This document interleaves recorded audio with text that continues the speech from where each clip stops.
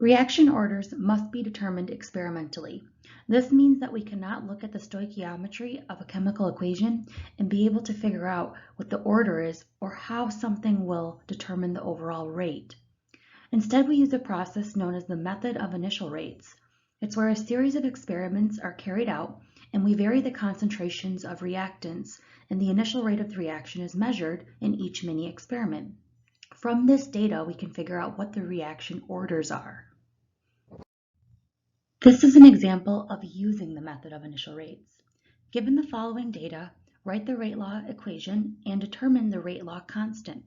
So here we have 5 experiments where the concentration of our reactants A and B were varied and the initial rate of the reaction was measured, or the formation of C, our product. Some of the trials or the experiments have concentration A where it doesn't change. Some of the experiments have concentration B where it doesn't change. We can write our generic rate law equation by starting out and saying that the rate of the equation will be equal to K, the rate law constant, times the concentration of reactant A raised to some order, we'll call it X for now, times the concentration of reactant B raised to some order. We'll call that one Y. We can't look at the balanced chemical equation to figure out what those orders are. We have to come back to this data. If we're going to figure out the order of reactant A, we have to look at experiments where B was held constant. We want to take away the variable of B. In experiment 1 and 2, notice that the concentration of B did not change. Or experiment 1 and 3, or experiment 2 and 3. We could choose any one of those 2 experiments to figure out the order of A because B remained constant in 1, 2, and 3.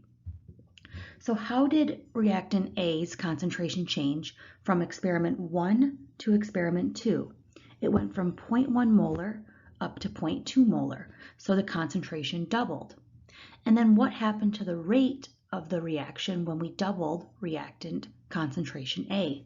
It went from 0.2 molarity per second up to 0.4 molarity per second.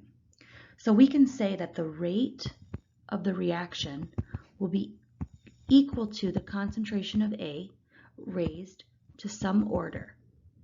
And if we write it as a proportion, putting the larger rate on the top divided by the smaller rate, it'll be easier to solve the math. So in experiment 2, the rate increased to 0.40 molarity per second divided by the rate in experiment number 1, which was 0.20 molarity per second. That's going to be equal to the change in the concentration that we saw for reactant A raised to some order. A went from 0.1 molar up to 0.2 molar. So 0.2 molar corresponds to the rate of 0.40. It's also the larger concentration, so I list that on the top, divided by the smaller concentration from experiment 1, which was 0.1 molar. So if we actually divide these fractions to get a number, we can solve for the order. When we do 0.2 molar per second into 0.4 molar per second, that gives us 2. And that's equal to 0.1 divided into 0.2, 2 raised to the x is our order. So in this case, 2 raised to the first power would give us 2. So x must be equal to 1. Or with respect to reactant A, the order is first order, is what that 1 tells us. Now we have to do the same thing, but looking at reactant B. We can say that reactant B will have some influence on the rate. It'll be raised to its own order, which we'll call Y. Now we need to determine what experiments we're going to use to look at reactant B. We have to choose experiments where the rate or the concentration of A is held constant and then see what the rate does.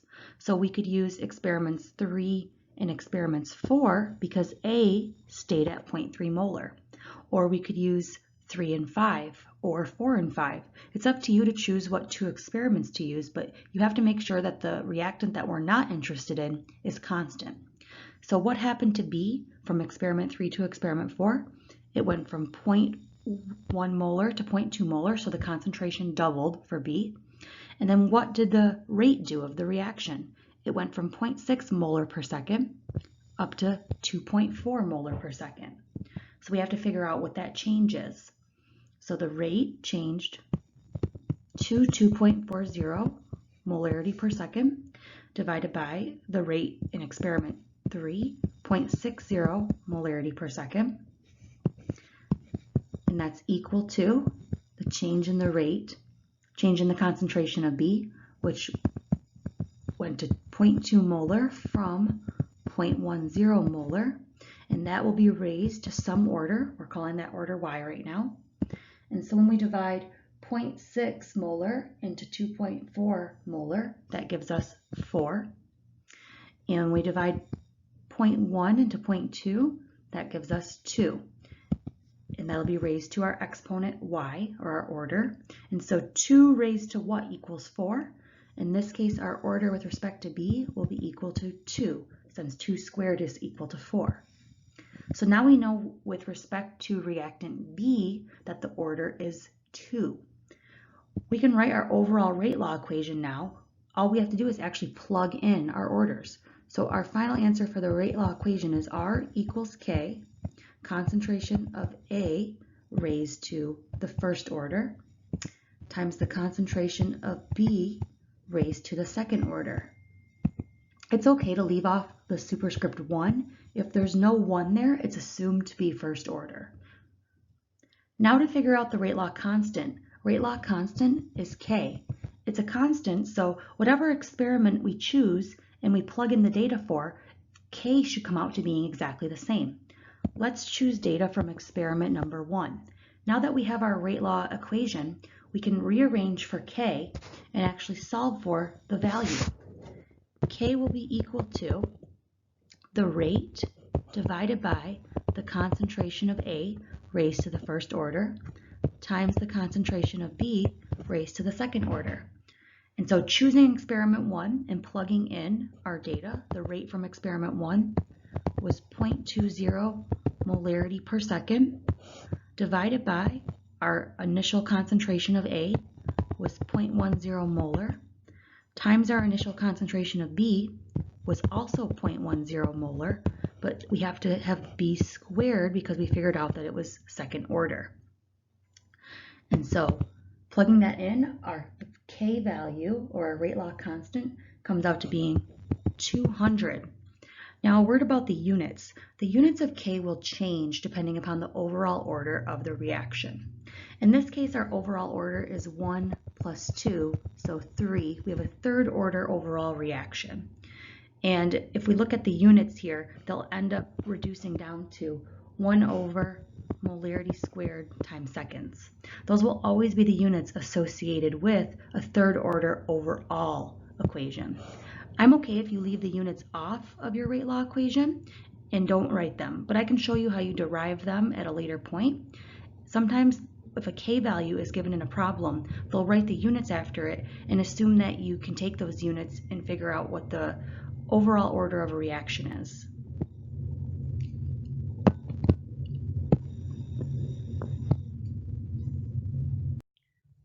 Let's try another example using method of initial rates. Given the following data, what is the rate law expression for the reaction, and calculate the rate law constant? So our generic rate law expression or equation will be R equals K times the concentration of one of our reactants, which is NO, raised to some order, we'll call that order X, times the concentration of the other reactant, which is O2, and that'll be raised to some order as well. We'll call that Y. So in order to write the full rate law expression, we need to figure out what the orders X and Y are. Reminder that we can't look at the coefficients out in front here, 2 for NO and 1 for O2, because the stoichiometry of the balanced equation does not tell us anything about the orders. So we need to come over and look at our data. We have 3 experiments, and if we're going to figure out how the rate is affected by the change in concentration of the nitrogen monoxide raised to some order, we need to look at experiments where the other reactant, O2, is held constant. So our initial concentration of O2 is held constant between experiments 2 and 3. It's both 0.004 molar. And so we can figure out how NO affects the rate for experiments 2 and 3. The concentration of NO went from 0.001 molar to 0.003 molar, and the rate went from 28.4 molar per second up to 255.6 molar per second. So setting up two fractions and putting the larger value on the top will make it easiest for us to solve for our unknown order. So the rate went from 28.4 molar per second to 255.6 molarity per second, when the concentration went from 0.001 molar and was increased to 0.003 molar, or in other words, the concentration was tripled. What did that do to the rate? So when we divide for our concentration, we'll end up getting 3 here. And for our rate, when we divide 28.4 into 255.6, we end up getting 9. And so 3 raised to some power will give us 9. In this case, x is equal to 2 because 3 squared equals 9. So our order with respect to nitrogen monoxide is second order. Now we do the exact same thing, but we look at it for our oxygen. So the rate of the reaction will correspond or be equal to the concentration of oxygen raised to some order. And now for figuring out what experiments we're going to use for our oxygen, we need to use the ones where the nitrogen monoxide is held constant. So the nitrogen monoxide is held constant in experiments 1 and 2. It was unchanging. So the concentration of oxygen went from 0.001 up to 0.004, so it was quadrupled, and the rate corresponded by going from 7.1 molar per second up to 28.4 molar per second when the oxygen was changed. So setting up our fractions to see that change, our rate, if we plug in our larger rate on the top, was 28.4 molar per second divided by 7.10 molar per second for experiments 1 and 2. And the O2 went from 0.001 molar and it was increased to 0.004 molar. So when we divide those, we're going to have that the rate is equal to 4 raised to some order because the concentration was quadrupled. So what did that do to the rate? It also went 4 times as fast when we divide 7.1 into 28.4. And so 4 raised to some power equals 4. In this case, our order would equal 1. So it's first order with respect to oxygen. So now that we have both our orders, we can actually write our overall rate law. So our rate law equation will be R equals K. And we don't actually write any numbers for them. We just always write R and K times the concentration of nitrogen monoxide. And we figured out that that was second order times the concentration of oxygen. And we figured out that was first order. So our overall rate law equation is that. And then the rate constant, we're going to rearrange our rate law equation we just figured out and solve for K. So K will equal the rate divided by the concentration of NO squared times the concentration of O2. We can pick any experiment, 1, 2, or 3, and plug in the data from that experiment. So let's just choose experiment number 1. We're going to plug in our rate, which is 7.10 molarity per second, divided by our concentration of NO, which was 0.001 molar, and that will have to be squared, times our concentration of O2, which is also 0.001 molar in experiment 1, and that will be to the first power. So our value for the rate law constant K should come out to 7.1 times 10 to the 9th, and the units will be 1 over molarity squared times seconds, same as the last problem because this one came out to being an overall third order reaction as well. So the overall order is equal to the sum of the individual orders. So 2 plus 1 gives us 3, so third order overall. Any third order reaction will have the exact same units for the rate law constant. Now, this rate law constant is a lot bigger than our last one, and the size of the rate law constant tells you how fast a reaction goes. So having a really, really large rate law constant means that reaction proceeds very quickly. The units of the rate law constant K will change depending upon the overall order. If you have a first order overall reaction, the units of the rate law constant will be inverse seconds. If you have a second order overall reaction, the units of the rate law constant will be 1 over molarity times seconds. And as we saw with our last two examples, if you have a third order overall reaction, the units will be 1 over molarity squared times seconds. So let's look at a derivation for a first order overall reaction. That would mean the rate is equal to some reactant, we'll call it reactant A, times the rate law constant K, and A would be to the first order. This is if we have an overall first order reaction. We have just one species that acts as a reactant. If we rearrange and solve for K, we would end up having the rate divided by the concentration of A. Rate is commonly measured in units of molarity per second, divided by our concentration of A, which will just be in units of molarity. So this would reduce down to molarity per second times 1 over molarity to get that out of the denominator there. Our units of molarity will cancel, and we're left with units of inverse seconds, or 1 over seconds, for our rate law constant. And that's for an overall first order reaction. If we have an overall second order reaction, we would have R equals K times the concentration of A squared.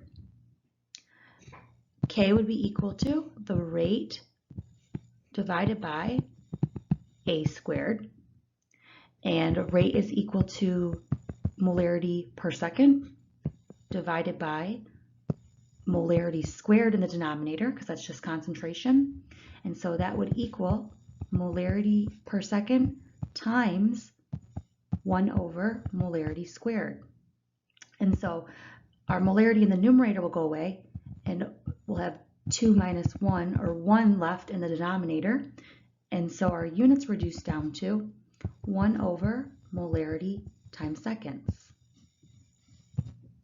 So every second order overall reaction will have those exact same units. I said previously that it's okay if you actually do not list the units with the rate law constant. I won't mark you down for not including them, but you should kind of become familiar with them. And as you do enough practice problems, I think you'll start seeing that there's this trend, and you can actually use the units to tell you what the overall order is as well. Next, we're going to talk about something called integrated rate laws. Integrated rate laws let us learn how the concentration varies with time. We can figure out what concentration of products we will have left over after some time has passed, or we could figure out how long it will take to reduce down to a certain concentration. There are different integrated rate laws depending upon the overall order of the reaction. So first we'll look at first order reactions, second order reactions, and then something new called zeroth order reactions. A first order reaction is one whose rate depends upon the concentration of a single reactant raised to the first power, or the first order. So imagine we have reactant A forming some products. The rate of the reaction will be equal to the decomposition of A. So that's the negative times the change in concentration of A divided by delta T. The rate we could write as rate is equal to K times the concentration of reactant A raised to the first order. If we take this rate law expression that we've been writing previously and use calculus to integrate it, we can turn it into a new form that relates our concentration with respect to time. We're not going to actually go through that derivation since calculus is not a prerequisite to this course, but the formula we would end up coming up with is the ln of A sub t divided by A sub 0 equals negative K times T, where A sub T is the concentration of A after some time has passed. A sub 0 is the concentration of reactant A initially, or at time equals 0. K is the rate law constant, and T is little t, so that represents time, not temperature. concentration of A sub T will be after time equals T. So the time there will let us know how much time has lapsed and what that concentration is after that time. The decomposition of hydrogen peroxide can be described by the following equation. 2H2O2 breaks down into 2H2O plus O2. The reaction is first order in H2O2. Notice we only have one reactant. The rate constant for the consumption of H2O2 at 20 degrees C is 1.8 times 10 to the negative fifth seconds to the minus 1. So notice the units on our K value, 1 over seconds. That also corresponds to a first order reaction. The initial concentration of hydrogen peroxide is 0.3 molar. So we're going to try 3 different problems that will teach us how to use the first order rate law equation. What is the concentration of hydrogen peroxide after 4 hours? How long will it take for the hydrogen peroxide concentration to drop down to 0.12 molar? And how long will it take for 90% of the hydrogen peroxide to decompose? What is the concentration of hydrogen peroxide after 4 hours have passed? So first let's pull out everything we know from the problem. We're being asked for concentration after some time, so our time, or little t, is going to be equal to 4 hours. Our rate law constant was given to us. K is equal to 1.8 times 10 to the negative fifth inverse seconds. Notice that our time doesn't match on our rate law constant and our t. We're going to have to convert our time that's given to us in hours into seconds to make it cancel with our rate law constant. Our initial concentration, or A sub 0, is equal to 0.3 molar. What we're trying to figure out is A sub T, our concentration after 4 hours have passed. So starting with our first order integrated rate law equation, ln of A sub T divided by A sub 0 is equal to negative K times T. We're going to be trying to isolate and figure out what just this concentration is equal to. So we're going to need to isolate that part to figure that out. We can use algebra to rewrite this as the natural log of A sub T minus the natural log of A sub 0 is equal to negative K times T. And then we can add the natural log of A sub 0, or the initial concentration, to the other side of the equation. And that will give us ln of A sub T is equal to negative KT plus the natural log of the initial concentration. So now we've almost isolated our concentration after some time has passed. On the left-hand side, we have the natural log of our concentration after time t. So from this point, let's solve for the right-hand side of the equation. Negative K, K is 1.8 times 10 to the negative fifth seconds to the minus 1. Time t, we're going to plug in time t, 4 hours, but let's convert that into seconds. 1 hour is equal to 3,600 seconds. So our units of hours will cancel. And then we'll have seconds in the numerator here canceling with seconds in the denominator there, which is good because we're solving for a concentration, plus the natural log of A sub 0, which is our initial concentration. So 0.30 molar is what we'll plug in there. So we can calculate ln of A sub t. So far, we can get some number. All of this will give us some value. And don't forget the negative sign out front. That will be equal to negative 1.463. So now in order to undo our natural log function, we have to take e to both sides. If we take e to the ln of A sub t, that will end up just giving us A sub t equals e raised to the negative 1.463. So that gives us concentration of A sub t is equal to 0.23 molar. The units will be in molarity since it's a concentration. So the e function undoes the natural log function, and e to the ln of anything just equals what that was. And notice what we got for our answer has to make sense, right? We started with a concentration of 0.3 molar and we finished with a concentration of 0.23 molar. So after some time has lapsed, we should expect a concentration that's less than what we started with. So that's something you can use to check your work. And then also you shouldn't get a negative concentration or anything like that. If you do, you most likely forgot your negative sign out in front of the original formula. Now looking at part B of the same problem, how long will it take for the hydrogen peroxide concentration to drop down to 0.12 molar? So in this case, we're trying to figure out time, lowercase t. We want to know how long it takes for our concentration, A sub t, to equal 0.12 molar. Our initial concentration is still the same. A sub 0 is still equal to 0.3 molar.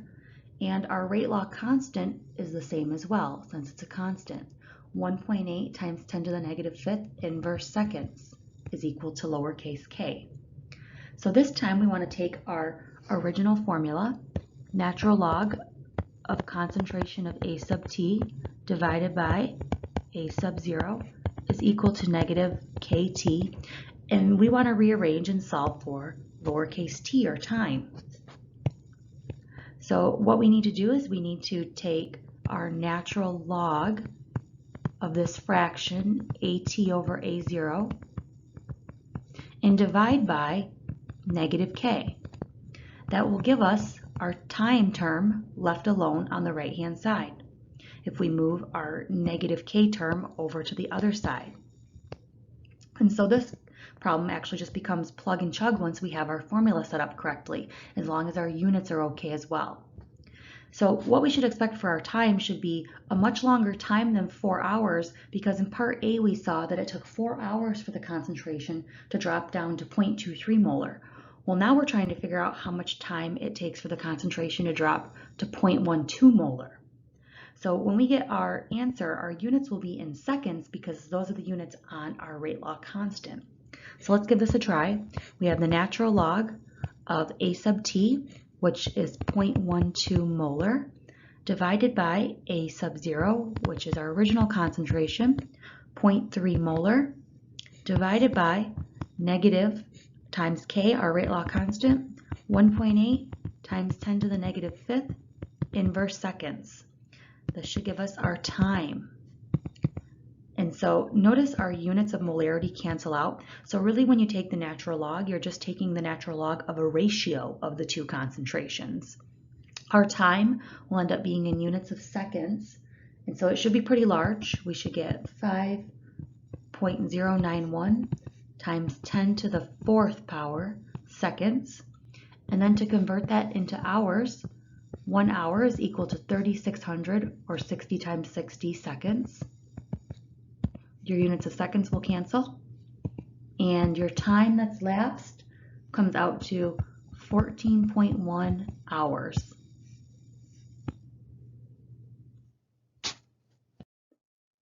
Lastly, how long will it take for 90% of the hydrogen peroxide to decompose? So our initial concentration is still 0.3 molar. Our rate law constant, 1.8 times 10 to the negative fifth, 1 over seconds. Now, we weren't given a time here. We're trying to figure out how long something takes, so we're solving for lowercase t again. But notice we don't have directly given to us A sub t. What is our concentration after some time? Well, that's going to come from this 90%. If 90% of our initial hydrogen peroxide is gone, that means that 10% remains. There's 10% left over of our initial concentration. So initially, our A sub 0 is equal to 0.30 molar. If 90% of that goes away and we multiply 0.30 by 0.90, or 90% as a decimal, that tells us that 0.27 molar decomposes, or 0.27 molar goes away. So the difference between our initial concentration, 0.30 molar, minus the amount that went away, 0.27 molar, tells us how much remains. That would be 0.03 molar that's left over. So we can use that 0.03 molar as our concentration of A sub T in our first order integrated rate law formula. So if we plug that in, solving for T again, T was equal to the natural log of A sub T divided by A sub 0 divided by negative K. So here we have the natural log of our concentration after time T, which we solved for as 0.03 molar, divided by our initial concentration, which was 0.3 molar, divided by negative 1.8 times 10 to the negative fifth inverse seconds. But what is our fraction if we just look at what the fraction or the ratio of 0.03 molar divided by 0.3 molar is? So this fraction right here actually just reduces down to 0.1. And 0.1 in a percent is equal to 10%. So a shortcut you could use is to plug the remaining percentage left into that ratio as a decimal. Because after we did the work of solving for how much remained, well, we already knew 10% remained. So that ratio reduces down to 0.1. Either way, whether you want to do it the longhand way or the shorthand way, you'll end up getting the same final answer.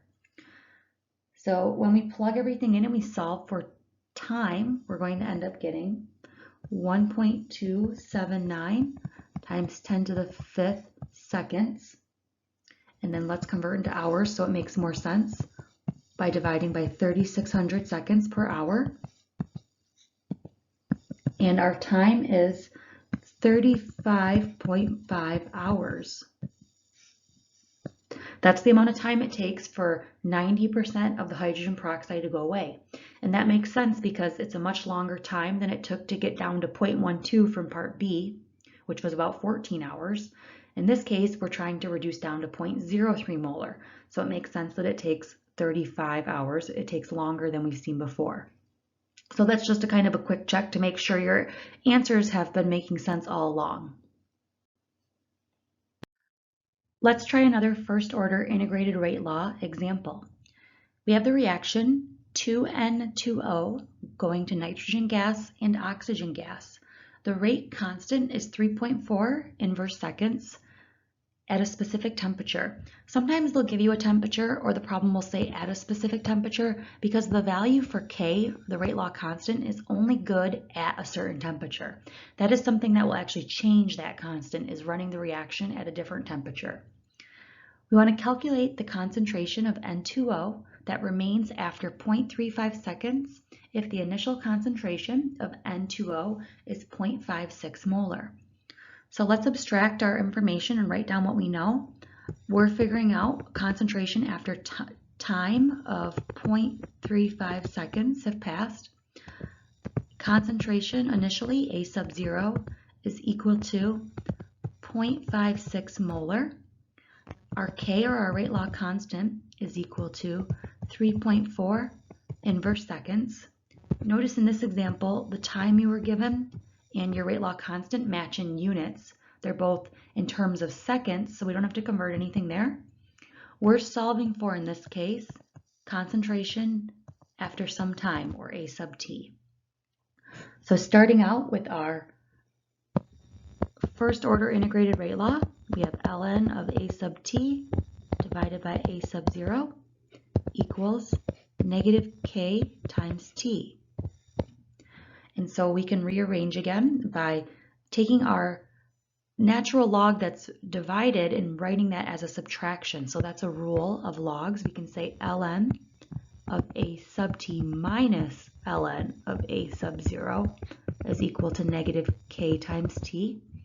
And then we're trying to isolate the term A sub T, so we'll add the natural log of our initial concentration to the other side of the equation. That'll leave us with natural log of A sub T equal to negative K times T plus the natural log of the initial concentration. From here, we can start plugging in some of our values.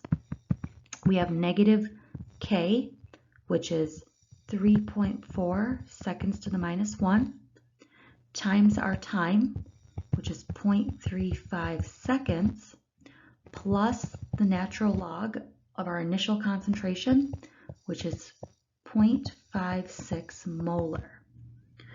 So we can get a numerical value for the natural log of our concentration after time t, and it's equal to negative 1.77. Once again, don't forget that you have that negative sign out front. And we have to take e to both sides, so e to the ln of AT is equal to e raised to the negative 1.77. That gives us concentration after time t, because these two functions undo one another, is equal to 0.17 molar. And we take e to the negative 1.77. Now, this is a first order reaction, but notice in the problem it didn't state anywhere that this was a first order reaction. We needed to use the first order integrated rate law. And the way that the problem was telling us that was the units on the rate law constant were 1 over seconds. Those are the units always when the overall reaction is first order. So that's why sometimes the problem won't necessarily tell you what the overall order is, but you have to use the units on K to assume what the order is. And then you can also check at the end to make sure that your final answer makes sense. Our initial concentration was 0.56 molar, and we got a final concentration of 1.7 molar, which is less than what we started with. If you had gotten a concentration that was higher, you would have known that you made a mistake somewhere along the way. We saw that if we rearranged the first order integrated rate law, we can write it as natural log of a sub t is equal to negative kt plus the natural log of a sub 0. This is useful if we're going to make a graph in order to figure out what an unknown rate law constant is. If we just look at a plot of concentration of A versus time for a first order reaction, we would have A concentration on the y-axis, moles per liter, and time on the x-axis, in this case in seconds. All that this shows us is that A is decomposing. It's going away as time progresses. But what's nice about the integrated rate law is that it's written in the form of y, where ln of AT is equal to y, equals mx plus b. So it's written as a slope-intercept form, where our negative k is equal to the slope, and t is equal to our x-axis for time. So if we graph on the y-axis natural log of A sub t, so not just concentration, but natural log of concentration, and on the x-axis we graph time, so that one didn't change, we should see a straight line with a negative slope if the reaction is first order. So in this case, the slope of the line would be equal to our rate law constant. And we could figure out what that unknown rate law constant is by making this plot.